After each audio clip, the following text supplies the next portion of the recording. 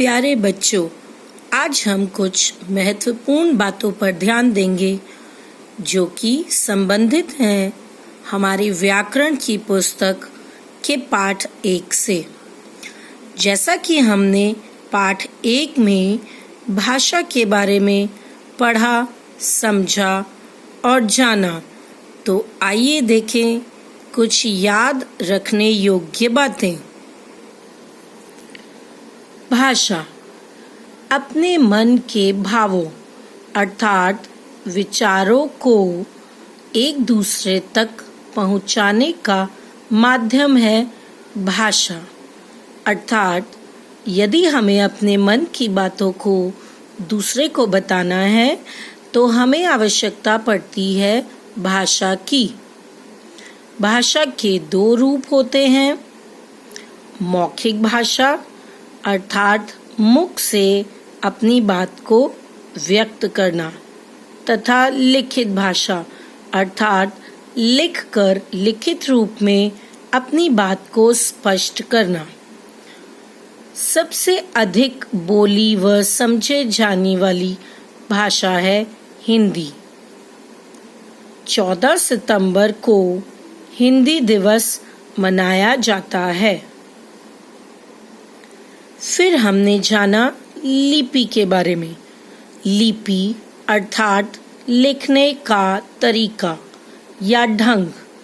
भाषा के लिखने के तरीके को कहते हैं लिपि।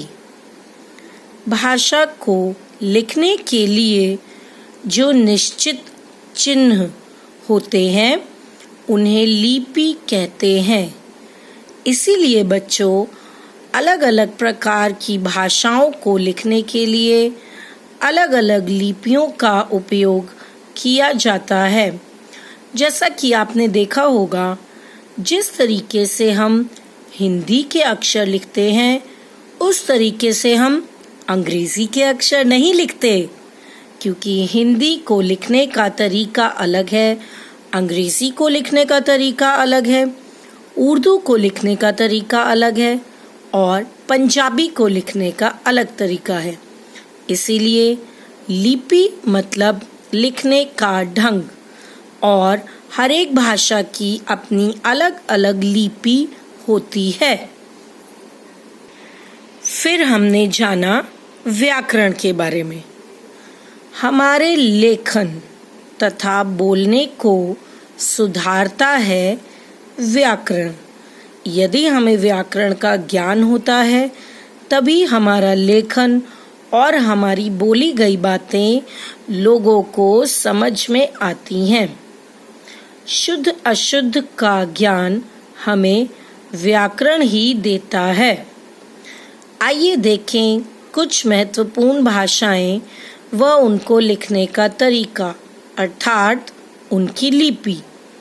हिंदी को लिखने के लिए देवनागरी लिपि का उपयोग किया जाता है। अंग्रेजी भाषा रोमन लिपि में लिखी जाती है।